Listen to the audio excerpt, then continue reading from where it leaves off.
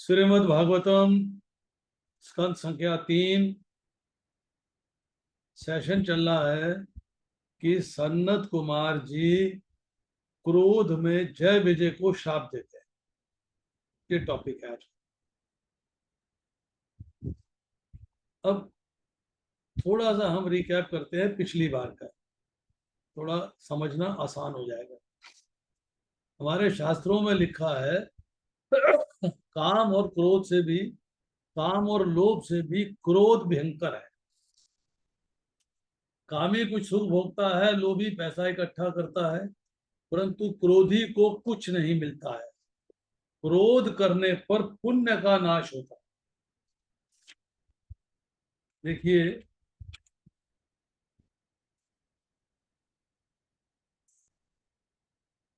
तीन चीजें बताई गई है भगवत गीता में 16वें अध्याय के 21वें श्लोक। इस नरक के तीन द्वार हैं, काम, क्रोध और लोभ। काम मतलब कामनाएं, क्रोध का मतलब है गुस्सा, और लोभ का मतलब है और मिल जाए और मिल जाए और मिल जाए और मिल जाए, इसे ग्रीड कहते हैं। प्रत्येक बुद्धिमान व्यक्ति को चाहिए कि इन्हें त्याग दे, क्योंकि इससे आत्मा का पतन होता है। तो यहाँ शास्त्र के हिसाब से बता रहे हैं कि काम और लोभ से भी क्रोध भयंकर है।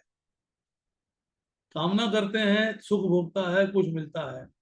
लोभ करते हैं तो धन संपत्ति पैसा इकट्ठा करता है। तो क्रोधी को कुछ नहीं मिलता, पुण्यों का नाश होता है। भगवान के धाम में बैकुंठ तक पहुंचे हुए संत भी भूल करते हैं। सनत कुमार आज भगवान के द्वार पर पहुंचे हैं, फिर भी क्रोध के अधीन हुए हैं। कभी आपको ऐसा लगेगा कि अब मैं भक्ति कर रहा हूं, मुझे क्रोध नहीं आता, मेरे मन में काम नहीं आता। वास्तव में ऐसा सोचना गलत है। हमारे मन में काम, क्रोध, लोभ सभी विकार ही तो हैं। सभी हमें डिस्टर्ब करते हैं। मानव सावधान होकर भक्ति करता है, तब तक विकार दिखाई नहीं देते। भक्ति में थोड़ी सी लापरवाही आई, थोड़ा लापरवाह हुआ, तो भीतर के विकार निकल के बाहर आ जाते। जीवन के अंतिम सांस तक सावधान रहना चाहिए, केयरफुल, कि मुझे क्या करना है और क्या नहीं करना है। सनत कुमार को क्रोध कहां से आया? अरे भाई, जो भीतर था वही तो बाहर आया। आपने क्रोध को दबा रखा था, छुपा रखा था, आज वो प्रकट हो गया है। मन पर विश्वास रखने वालों को मन खड्डे में डाल देता है। महापुरुष मन पर विश्वास नहीं रखते, मन पर वे भक्ति का अंकुश, भक्ति का कंट्रोल रखते हैं। अब सनत कुमार को गुस्सा आ गया कि उनको रोका गया है। जय और विजय जो भगवान के द्वारपाल हैं, उन्होंने उनको रोक दिया है। सनत कुमार कहते हैं कि तुम क्या समझ रहे हो, हमारी एलिजिबिलिटी, हमारी योग्यता नहीं होती तो यहाँ पे भगवान के पहल के 7 द्वार हैं, हम 6 द्वार पार करके आ सकते थे? नहीं आ सकते। 6 द्वार पार किए हैं, इसका मतलब है कि हम में कुछ तो शक्ति है। हम छोटे हैं, नो डाउट, हमेशा 5 वर्ष के रहते हैं, नो डाउट, पर तुम हमें बालक मान रहे हो, हमारा अपमान कर रहे हो। आपकी आंखों में, आपके मन में विषमता है। इससे व्यवहार अलग, उससे व्यवहार अलग, ये आपका मन कहता है। आंखें भी कहती हैं, मन भी कहता है। आप अलग अलग व्यक्तियों से अलग अलग तरीके का व्यवहार रखते हो। हालांकि सबके साथ समान व्यवहार होना चाहिए, प्रेम का व्यवहार होना चाहिए, क्रोध का नहीं, गुस्से का नहीं, दुश्मनी का नहीं, ईर्ष्या का नहीं। वैकुंठ में जगह है अनामयम, जहाँ दुख नहीं है, कष्ट नहीं है, कुंठा नहीं है, टेंशन नहीं है, परेशानी नहीं है, चिंता नहीं है। वैकुंठ में भगवान विषमता नहीं रखते। फिर आप ऐसी विषमता क्यों रख रहे हो? आप तो उनके द्वारपाल हो, डोर कीपर हो, आप विषमता क्यों रख रहे हो? जो ज्ञानी होता है, जिसको एक्चुअल में नॉलेज है, वो सबके अंदर भगवान के दर्शन करता है। विद्या विनय संपन्ने ब्राह्मणे गवि हस्ते, सुनी चाहे छुपा के चाहे पंडिता समदर्शन। समदर्शन, इक्वी पॉइस, चाहे वो हाथी है, कुत्ता है, चंडाल है, वैष्णव है, सब में समान रूप से भगवान के दर्शन करते हैं। विषमता नहीं होती, किसी से क्रोध नहीं, किसी से दुश्मनी नहीं। व्यवहार में अलग अलग हो सकता है। अब गाय का दूध पीते हैं, कुतिया का दूध नहीं पिएंगे। अब हाथी की सवारी करते हैं, गाय की सवारी नहीं करेंगे। वो व्यवहार में डिफरेंस हो सकता है, परंतु उन सबके अंदर भगवान विराजमान है। तो आप किसी से दुश्मनी नहीं करते, किसी से गलत व्यवहार नहीं करते, सबके साथ समान व्यवहार रहता है। जब विषमता आती है तो विकार जागृत होते हैं। अरे मेरे भी भगवान है, आपके अंदर भगवान है, प्रत्येक जीव के अंदर भगवान है। भगवान ने किसी भी जीव का साथ नहीं छोड़ा। भगवान कहते हैं तुम मेरे धाम से निकल के जिस धाम में एंजॉय करने के लिए जा रहे हो, मैं पिता हूँ, मैं तुम्हारा साथ नहीं छोड़ सकता, मैं तुम्हारे साथ चलूंगा। और वो आके आपके हृदय में विराजमान हो गए हैं। ये बात हमने आपको कठोपनिषद से, मुंडक उपनिषद से और श्वेताक्षर उपनिषद से बताई है। अब जब क्षमा मांगते हैं द्वारपाल कि हम आपको पहचान नहीं पाए, हमसे गलती हो गई, हमें क्षमा कर दीजिए, अपना श्राप वापस ले लीजिए। तो कहते हैं श्राप तो वापस हो नहीं सकता, तुम राक्षस बनोगे, 3 राक्षस जन्म होंगे। भगवान के धाम में रहने की तुम में योग्यता नहीं है। सनत कुमारों ने जब श्राप दे दिया तब जय विजय बहुत घबरा गए। उन्होंने सनत कुमार के चरणों में वंदन किया और कहा भले ही हम राक्षस हो जाएं। राक्षस वो सींग वाला अजीब सी शक्लें जैसे टीवी में दिखाते हैं, ऐसा नहीं। राक्षस का अर्थ ये है कि उनके अंदर ऐसे गुण आ जाते हैं जो कि राक्षस प्रवृत्ति शो करते हैं, जो कि भक्त के भगवत गीता के अंदर राक्षसी गुण दिए गए। क्या गुण है? दंभ, दर्प, अभिमान, क्रोध, परुषता और अज्ञान। ये आसुरी स्वभाव वालों के गुण हैं, उनके अंदर ये गुण आ जाते हैं। और जिनका दैवी स्वभाव है उनके अंदर गुण क्या है? निर्भयता, आत्मशुद्धि, आध्यात्मिक ज्ञान का अनुशीलन, दान, आत्मसंयम, यज्ञ परायणता, वेदाध्ययन, तपस्या, सरलता, अहिंसा, सत्यता, क्रोध विहीनता, त्याग, शांति, स्थिराम में रुचि, समस्त जीवों पर करुणा, लोभ विहीनता, भद्रता, लज्जा, संकल्प, तेज, क्षमा, धैर्य, पवित्रता, ईर्ष्या तथा मान के विलासा से मुक्ति। ये 20 गुण जो है वो है जो दैवी गुण। तो राक्षस के अंदर तुम में जो है राक्षसी गुण आ जाएंगे। अब उन्होंने कहा भले हम राक्षस हो जाएं 3 योनि तक, एग्रीड, पर हमें आपकी कृपा चाहिए। बोले क्या कृपा चाहिए? बोले ऐसी कृपा करें कि राक्षस हो जाने पर हमें नारायण का निरंतर स्मरण रहे, हम कभी भी भगवान को ना भूलें। जय विजय आशीर्वाद मांग रहे हैं, भीतर नारायण और लक्ष्मी जी विराजमान है। भगवान ने सोचा सनत कुमार क्रोध कर रहे हैं, पर अभी भी उन्होंने क्रोध पर विजय नहीं पाई। ये मेरे धाम में आने के योग्य नहीं है, मैं ही बाहर जाके इन्हें दर्शन। तो ये जो 3 राक्षस जन्म हैं, ये कौन कौन से हैं? पहले जन्म में बनते हैं हिरण्यकशिपु और हिरण्याक्ष। दूसरे जन्म में बनते हैं रावण और कुंभकर्ण।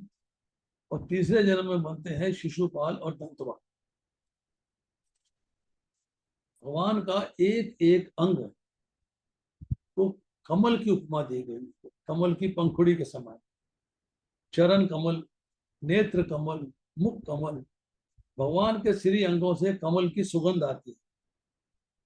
सन्नत कुमार ने हमेशा भगवान के निराकार रूप का ध्यान किया है, साकार रूप का ध्यान नहीं किया है। वो शांत भाव से उपासना करने वाले। आधी आंखें खुली हैं, आधी आंखें बंद हैं। कमल की सुगंध जैसे ही नाक के भीतर जाती है, वैसे ही सन्नत कुमारों की आंखें खुल जाती हैं। और जैसे ही संपूर्ण आंखें खोलते हैं, सामने लक्ष्मी नारायण के दर्शन पाते हैं। जिन्होंने भगवान के निराकार स्वरूप का ध्यान किया है, उनको जब लक्ष्मी नारायण के दर्शन होते हैं तो अति आनंद होता है। बड़े प्रेम के साथ वो लक्ष्मी नारायण के मुख को देखते हैं। तब दर्शन पाते उन्हें ध्यान हो गया कि भूल हो गई, भगवान के दर्शन का फल क्या मिला? स्वदोष दर्शन, मतलब अपने दोष दिखने शुरू हो गए। स्वदोष दर्शन मतलब अपने दोष दिखने शुरू हो गए। मानव में बहुत से दोष हैं, मनुष्यों में बहुत से दोष हैं, पर वो अपने दोषों को गुण समझता है। वो समझता है मेरे गुण हैं, और दूसरों के अवगुण देखता है और अपने गुणों को देखता है। उसे दूसरों में भूलें दिखाई देती, पर अपनी बड़ी बड़ी भूल भी दिखाई नहीं देती। जो भगवान के दर्शन पाता है उसे अपना ज्ञान होता है, अपना बोध होता है। अब सन्नत कुमार जी ने, जो ब्रह्मा जी के पुत्र हैं, लक्ष्मी नारायण के दर्शन में तन्मय हो गए, भूल गए अपने आप। उनके दर्शन से उन्हें अपनी भूल का ज्ञान हुआ। वे स्वीकार करते हैं कि मैंने भगवान के धाम में आकर क्रोध किया और भगवान के पार्षद जो द्वारपाल हैं उनको श्राप दिया। मंदिर में जो क्रोध करता है उसको बहुत सजा मिलती है। मंदिर में कभी भी भगवान के समक्ष क्रोध नहीं करना चाहिए। भगवान के सामने कभी भी ऊंचे स्वर में नहीं बोलना चाहिए।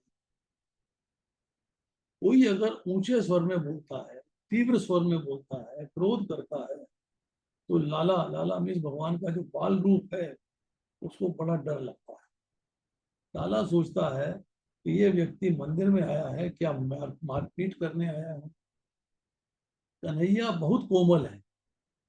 मंदिर में प्रेम से बोलिए, सबको प्रेम से देखिए। मंदिर में तीव्रता से हंसने वाले को पाप लगता है। वह भगवान का अपमान करता है। मंदिर में बहुत सावधान रहना चाहिए। मंदिर में किए गए पाप की बहुत कड़ी सजा मिलती है। अब सन्नत कुमार जी भगवान के दर्शन कर रहे हैं और दर्शन करते हुए बार बार वंदना करते हैं, बार बार कहते हैं कि हमसे भूल हो गई, हमने आपने आपके द्वारपालों को, पार्षदों को शाप दिया, हमें सजा दीजिए। प्रभु मुस्कुराए। भगवान ने मुस्कुराकर कहा कि आपने कोई भूल नहीं की है। आप जैसा ज्ञानी मुझे बहुत प्रिय है। आपका अपमान मेरा भी अपमान है। भगवान ने सन्नत कुमारों की बहुत प्रशंसा करी, परंतु उन्हें बैकुंठ में नहीं रखा। सन्नत कुमारों से उन्होंने कहा, इन लोगों ने भूल की है, आपने शाप दिया है तो उचित ही किया है। इनकी भूल की सजा दी आपने शाप देकर, तो आपने उचित ही किया है। भले ही उनके 3 जन्म हो, 3 जन्मों के बाद ये मेरे ही धाम में, मेरे ही द्वारपाल बने, वहीं वापस आ जाएं, ऐसी कृपा करिए। भगवान ऐसी मीठी बोली बोले हैं, ऐसा मधुर बोले हैं कि सन्नत कुमार द्रवित हो गए और बार बार भगवान का वंदन करते हैं, प्रार्थना करते हैं, हाथ जोड़ के उनका वंदन करते हैं। सोचने लगते हैं कि हमारी वैल्यू भगवान बढ़ा रहे हैं, हमें मान दे रहे हैं, सम्मान दे रहे हैं, हमारी महत्ता बढ़ा रहे हैं। सन्नत कुमार ने जो भगवान के दर्शन किए हैं, तो भगवान का स्वरूप अपनी आंखों में उतार, प्रदक्षिणा करी। भगवान की प्रदक्षिणा करने के बाद सन्नत कुमार ब्रह्मलोक पहुंच गए। भगवान ने जय विजय से कहा, तुम्हारे 3 जन्म होंगे, परंतु तुम्हारे उद्धार के लिए मैं 4 अवतार लूंगा। तुम्हारे उद्धार के लिए मैं 4 अवतार लूंगा। ठीक है भाई, 3 आपको जो है जन्म मिल रहे हैं,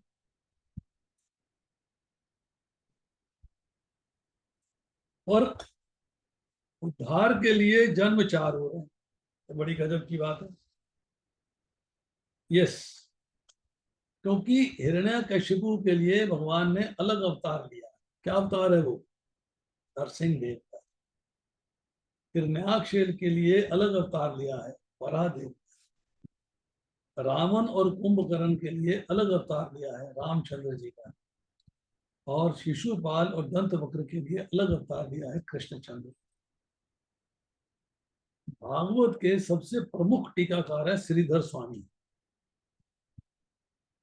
बहुत सारी तात्पर्य हैं, बहुत सारी टीकाएं हैं, और सबसे पुरानी टीका जो है, सबसे प्राचीन टीका जो है, वो श्रीधर स्वामी की।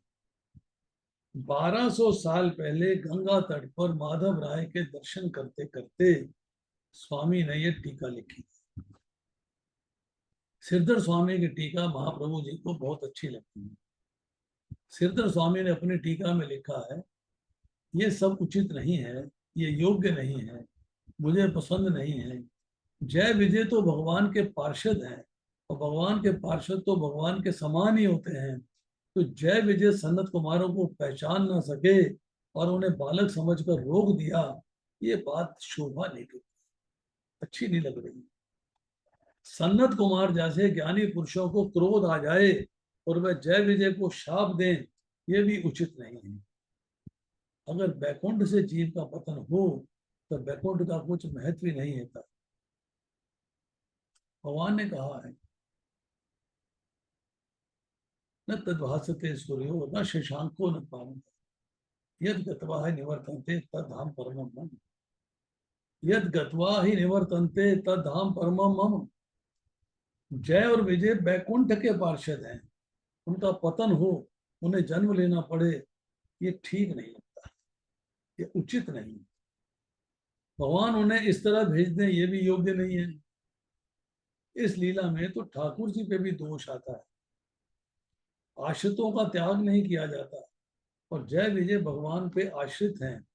भगवान एक बार जिसे अपनाते हैं उसे त्यागते नहीं, और भगवान जय विजय का त्याग करें, ये भगवान को शोभा नहीं देता।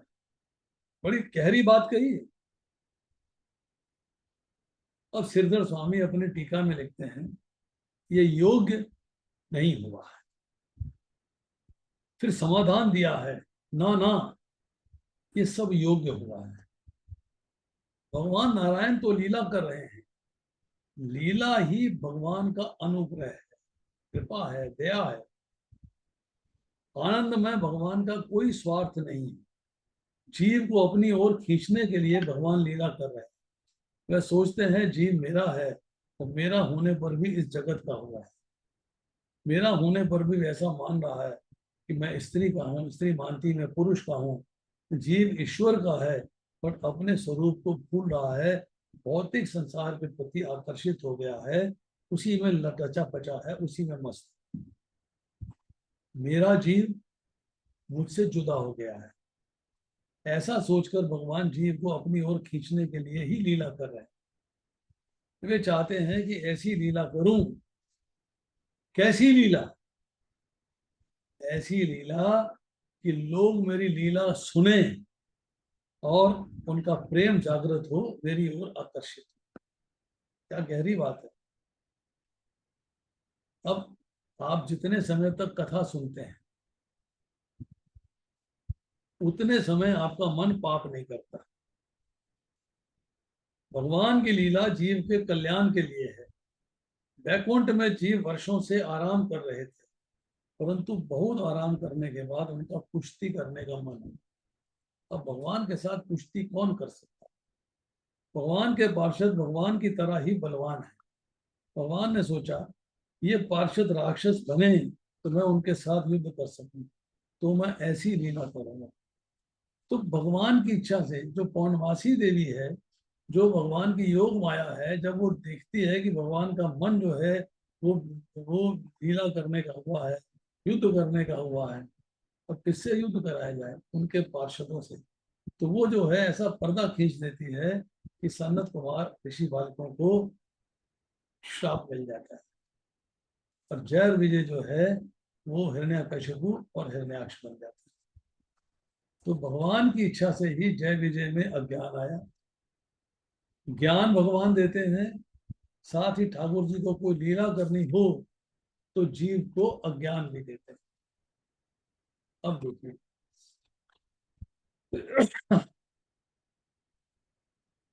यशोदा मैया बाल कृष्ण लाल को परमात्मा नहीं मानती, अपना पुत्र मानती है। वे मानती है कन्हैया मेरा पुत्र है। लाला ने अनेक राक्षस मारे, पर यशोदा मैया का बाल्य वात्सल्य कम नहीं हुआ। उन्हें विश्वास है कि कन्हैया देव नहीं है, परमात्मा नहीं है तो मेरा पुत्र है। यशोदा परमात्मा को देव मानने लगे तो लीला नहीं हो सकती। भगवान जिस तरह ज्ञान देते हैं उसी तरह अज्ञान में भी रखते हैं। भगवान ही लीला करने के लिए जय विजय को अज्ञान में रखते हैं। भगवत इच्छा से ही जय विजय सनत कुमारों को नहीं पहचान सकते। सनत कुमारों को क्रोध आया, उसमें भी भगवान की इच्छा थी।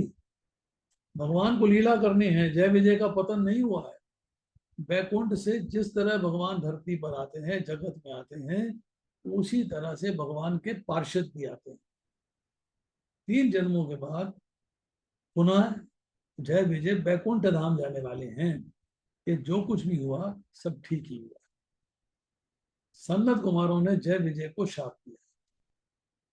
तब कश्यप और दिति का संबंध हुआ।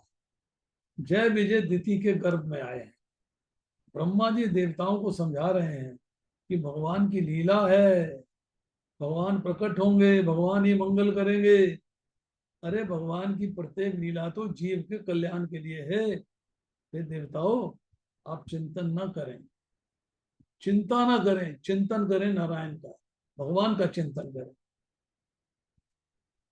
इस ओर अपित्र समय में दिति ने 2 बालकों को जन्म दिया। एक का नाम हिरण्याक्ष रखा गया, दूसरे का नाम हिरण्यकशिपु रखा गया। बालक बहुत प्रतापी हैं, हर रोज 4-4 हाथ बढ़ते हैं। हिरण्याक्ष ऐसा बलवान हुआ कि जब वह चलता था तब उसके पांव धरती पर रहते थे और मस्तक स्वर्ग को छूता था। भागवत समाधि भाषा का ग्रंथ है। हिरण्याक्ष पर थोड़ा विचार करिए। हिरण्याक्ष लोभ है, लालच है। अक्ष शब्द का अर्थ है आंख। हिरण्य शब्द का अर्थ है स्वर्ण। जिसकी आंखों में स्वर्ण है, पैसा है, वह है हिरण्याक्ष। हिरण्याक्ष हिरण स्वर्णमय होता है तो वह हिरण्याक्ष है। जिसकी आंखों में लालच है, लोभ है, वह हिरण्याक्ष है। भक्ति में आंखें मुख्य हैं, आंखों में पैसा नहीं। भगवान को रखिए। नीति से पैसा मिलता है तो वो पैसा तार देता है, पर अनीति का पैसा डुबो देता है। आप जिस देवता की पूजा करते हैं उस देव को मात्र घर में ही ना रखिए, अपनी आंखों में भी रखिए। भगवान को मंदिर में स्थापित कर दिया, अरे हो गया ना, आपकी आंखों में भी रहने चाहिए। 2-3 मिनट हो जाए कि दर्शन करिए। आंखों में भगवान को रखने वाला पाप से बचता है। कई लोग थोड़ी बहुत भक्ति करते हैं, भगवान की सेवा पूजा करते हैं, भोग लगाते हैं, आरती करते हैं, और बाद में भगवान से कहते हैं, बहुत सुंदर बात कहते हैं भगवान से, मजेदार। कहते हैं अब मैं जा रहा हूं, आप इस अलमारी में बैठिए, अब मुझे फुर्सत नहीं है। भगवान कहते हैं तुम्हें मेरे सामने देखने की फुर्सत नहीं है तो हमारी अलमारी में बैठने को मेरे फुर्सत नहीं, मैं नहीं यहाँ बैठ सकता।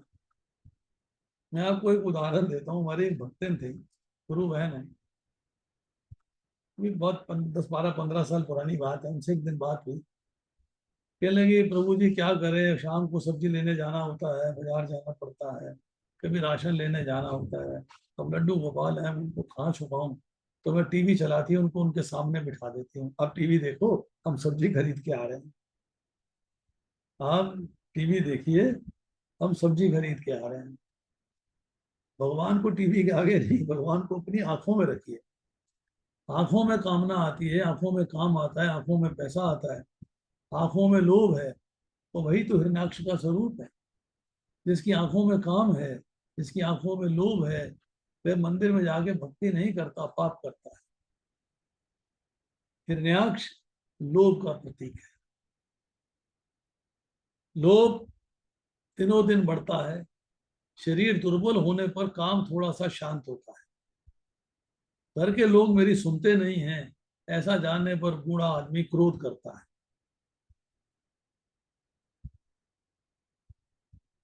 काम और क्रोध समय पर शांत हो जाते हैं, परंतु लोभ दिनों दिन बढ़ता जाता है। हिरण्याक्ष का लोभ इतना बड़ा कि पृथ्वी के सारे राजाओं को पराजित करने पर भी उसे संतोष नहीं। उसकी ऐसी इच्छा हुई कि मैं स्वर्ग में जाऊं, देवों के साथ युद्ध करूं, देवों को पराजित करके स्वर्ग की संपत्ति अपने घर ले आऊं, अपने राज्य में ले आऊं। धरती के राज्य से उसको संतोष नहीं, लोभ बढ़ता जाता है। स्वर्ग का राज्य भी उसे लेना है। अब लोभ से लोभ बढ़ता है, पाप का जनक लोभ है। जीव को जो कुछ भी मिला है उसे कम लगता है, अरे और चाहिए, तभी वह पाप करता है। लोभ बढ़ता है तब पाप भी बढ़ता है। हिरण्याक्ष के राज में पाप बहुत बढ़ गया है। पाप बढ़ता है, इससे दुख भी बढ़ता है। तब प्रजा बहुत दुखी हुई, धरती रसातल में धंस गई। देवों ने परमात्मा से प्रार्थना करी कि भगवान वराह नारायण प्रकट हुए हैं, हिरण्याक्ष वरुण लोक में गया है, वह वरुण देव से युद्ध करने के लिए प्रस्तुत है। वरुण देव ने कहा, जो समुद्र का राजा है, देवता है, वरुण देव ने कहा, सभी देवों के देव परमात्मा वराह रूप धारण कर प्रकट हुए हैं, तुम वराह नारायण से युद्ध करो। हिरण्याक्ष दौड़ता हुआ आप पहुंचा। वराह नारायण धरती को रसातल से बाहर लेकर आ रहे थे। दोनों की मुलाकात रास्ते में हो गई। वराह नारायण का स्वरूप देखे हिरण्याक्ष हंसने लगा, कहने लगा, ये तो सूअर दिखाई दे रहा है। तदर्शम तन्ना विजितम धराधरम प्रोने मानव निमप्रदंशतया मुणते मक्षणा सर्वोच रुचि रूपना श्रिया जहां चाहो वन गोचरो मृगा। अब हिरण्याक्ष हंस रहा है, वराह नारायण की निंदा कर रहा है। सिरधर स्वामी ने हिरण्याक्ष के निंदापूर्ण शब्दों की स्तुति का अर्थ निकाला है। हिरण्याक्ष अभिमान से कैसा कैसा बोल रहा है, पर वाग्देव के पति नारायण हैं। वाग्देवी भगवान को निंदा कभी नहीं करती, वे तो सदैव परमात्मा की स्तुति ही करती। पहले भी चर्चा कर चुके हैं, अब फिर थोड़ी सी चर्चा है कि निंदा करने वाली और निंदा सुनने वाले दोनों को पाप लगता है। कोई निंदा नहीं करते हैं पर सुनते हैं, उन्हें निंदा सुनने में रास आता है। वे पूछते हैं कि फिर वहां क्या हुआ। निंदा सुनने वाला निंदा करने वाले को प्रेरणा देता है। निंदा सुनना भी बड़ा पाप है। और हिरण्याक्ष जो है परमात्मा के लिए बोला है। हिरण्याक्ष जो है परमात्मा के लिए बोला है। क्या बोलता है? वन गोचर मृग, अर्थात वन में भटकने वाला सुअर। सिरधर स्वामी ने उसका अर्थ परिवर्तन करके कहा है, वन जले गोचरा जले शयान, जल में शयन करने वाले आदि नारायण परमात्मा। योगी मृतते समृगा, योगी और महापुरुष जिन्हें खोजते हैं तो यही कहते हैं वराह नारायण। जिनका संस्कृत का ज्ञान ठीक है उसे श्रीधर स्वामी के भाव में आनंद आता है। श्रीधर स्वामी ने शब्दों से दिव्य भाव प्रकट किया। हिरण्याक्ष और वराह नारायण का बहुत भयंकर युद्ध है। भगवान ने हिरण्याक्ष से बहुत खेल करवाया। ब्रह्मादिक देव प्रार्थना करते हैं, अब इसका तुरंत उद्धार करिए। वराह नारायण हिरण्याक्ष के गले के ऊपर मुष्टि प्रहार करते हैं। तब हिरण्याक्ष खून उबलने लगा, रुधिर उबलने लगा, हिरण्याक्ष नीचे गिर पड़ा। तभी देव गंधर्वों ने वराह नारायण भगवान की जय करके उनका जय जयकार किया। हिरण्याक्ष का प्रभु ने उद्धार किया है। प्रभु ने धरती में जल की स्थापना करी। मनु महाराज को उन्होंने धरती का राज्य दिया और कहा कि प्रजा को सुखी तथा प्रसन्न करने के लिए राजा का सिंहासन है, आप प्रजा को सुखी करिए। वराह नारायण वैकुंठ गए। मनु महाराज मानव समाज के नेता हैं। मनु महाराज ने समाज की सेवा में संपत्ति का सदुपयोग करने की प्रेरणा दी है। अगर आप योग पीठ गए हैं मायापुर धाम में, जहाँ चैतन्य महाप्रभु का प्राकट्य है, उस पूरे कॉम्प्लेक्स में सबसे पीछे भगवान वराह नारायण की मूर्ति है, बेटी है, लक्ष्मी जी गोदी में है। कितने लोगों ने दर्शन किए हैं? हाथ खड़ा करें, रेज योर हैंड्स।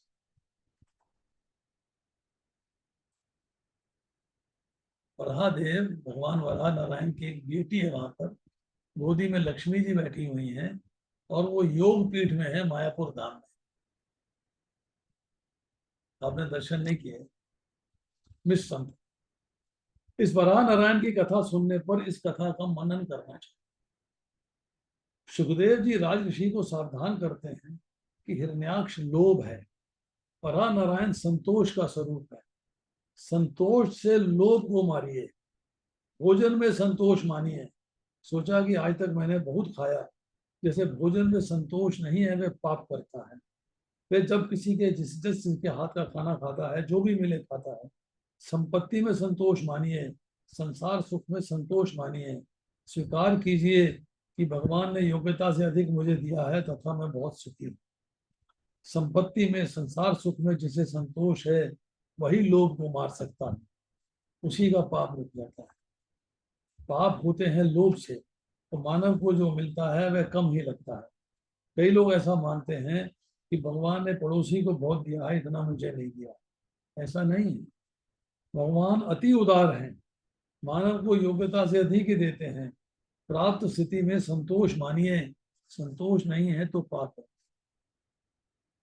एक व्यक्ति को बहुत लोभ था, उसने भगवान की पूजा अर्चना वंदना करी, भगवान प्रकट हुए तो भगवान कहने लगे मांग क्या मांगता है। तो सोचने लगा मैं क्या मांगू, नहीं समझ में आया। भगवान ने कहा चलो मैं एक काम करता हूँ, जितना तुझे दूंगा उससे डबल तेरे पड़ोसी को दूंगा। क्या फर्क पड़ता, मुझे तो मिल रहा है ना, दो। मिल गया।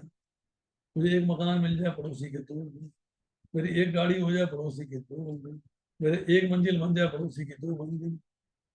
अरे यार ये तो डबल हुआ जा रहा है, ये तो बहुत गड़बड़ है, ये तो ठीक नहीं है। मेरी एक आंख फूट जाए पड़ोसी की दोनों फूट गई। ये मानव की क्वालिटी है। उसे दूसरे से ईर्ष्या, जलन, द्वेष रहता है, अपनी प्राप्त स्थिति में संतोष नहीं रहता। लोग भक्ति करते हैं पर पाप भी करते हैं। पाप छोड़कर भक्ति करनी चाहिए, तो भक्ति में बहुत आनंद मिलेगा। आप अधिक भक्ति नहीं कर सकते हैं तो कोई चिंता नहीं है, पर आप सावधान रखें कि आपकी आंखों में काम ना आने, आपका मन पाप ना करे। मानव आंखों से बहुत पाप करता है।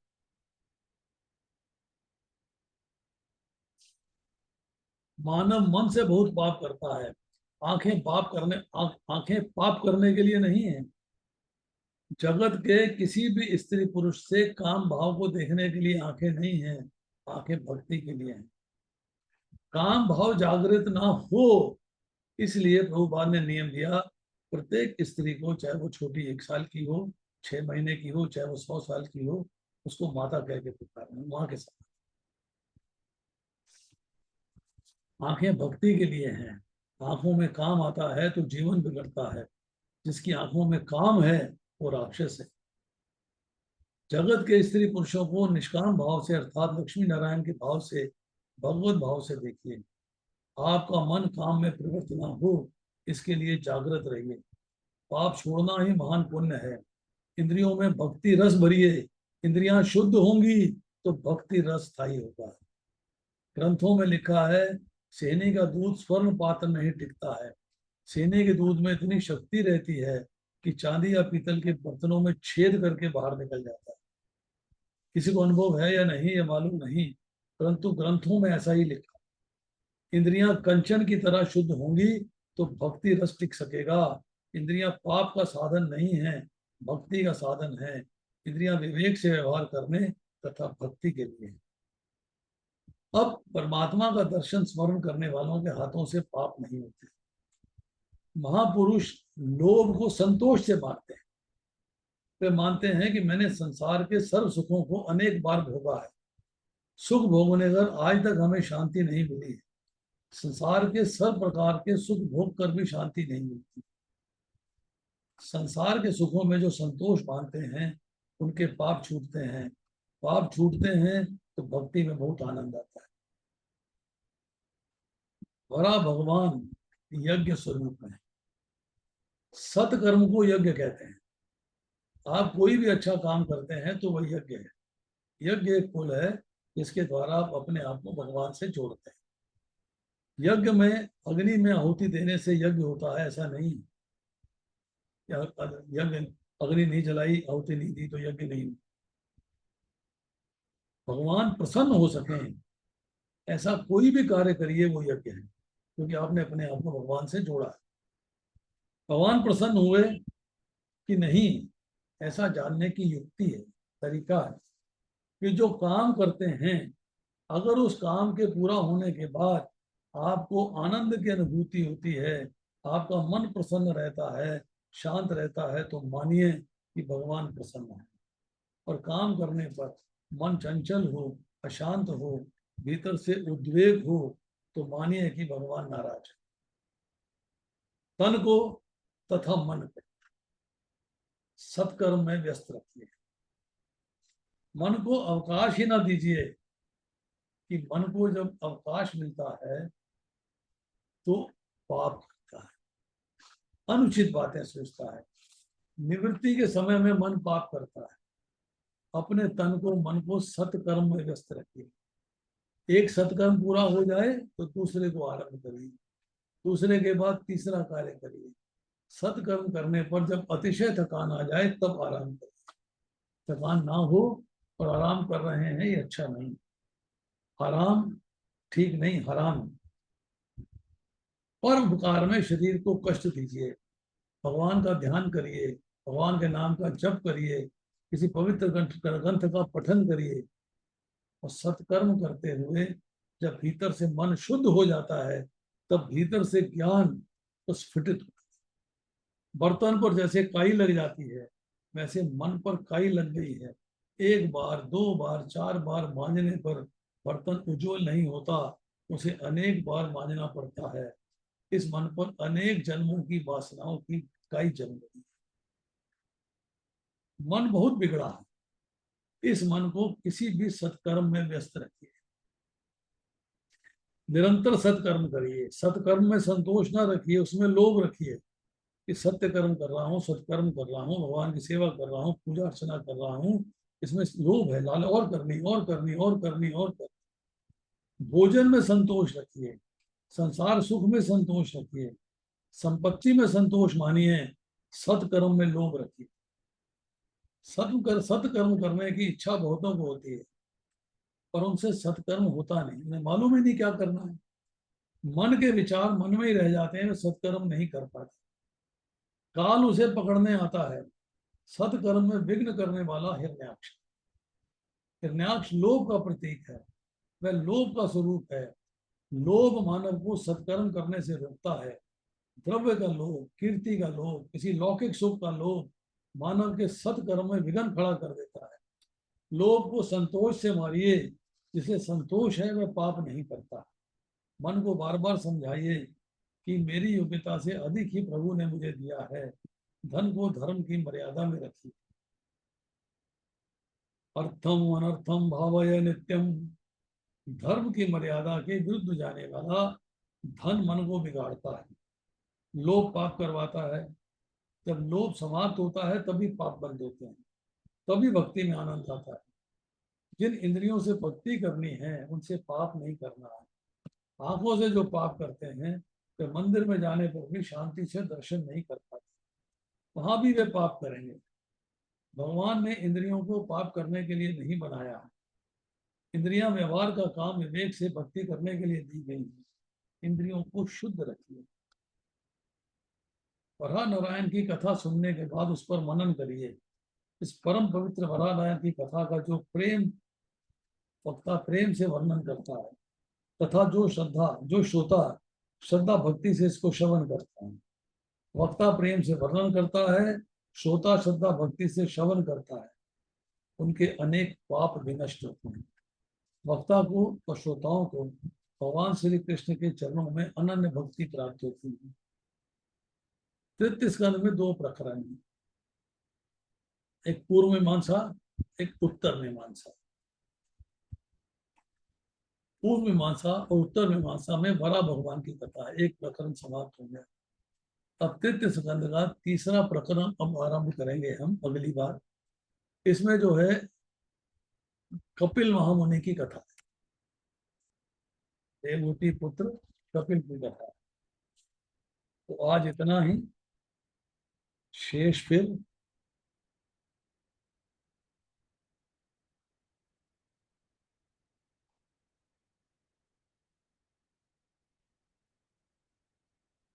if anybody wants to say anything.